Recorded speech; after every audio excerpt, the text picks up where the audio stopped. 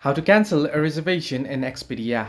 Hello everybody, welcome back to the channel. Today I'll guide you on how you can cancel a reservation in Expedia. Now you can do so itself on the app, or you can do so on the browser. If you want to do it on browser, you want to open up your device and then you want to head into your browser and you want to search in for expedia.com, and there you want to make sure you're logged into your account. In my case, you can see I'm already logged in. Now if you want to cancel a reservation, what you want to do is if you are on browser here, you want to tap on the little suitcase icon that you can see at the top right beside the profile icon. If you are on app, at the home page you'll find it trips option there. In my case, in the browser, it's the suitcase icon here. If you tap on it, it'll head you into the trips option here. Now once here, what you want to do is you'll be able to find your booking here. In my case, if you don't find your booking here, what you want to do is you want to tap on find your booking option, and there it'll ask you to enter in your itinerary number. You want to simply enter in your itinerary number and you want to continue, and you'll find your booking there. Now once you find it, what you want to do is you want to tap on the booking there. You want to open it up, the booking that you want to cancel, and you want to tap on the edit option, and there you want to cancel it.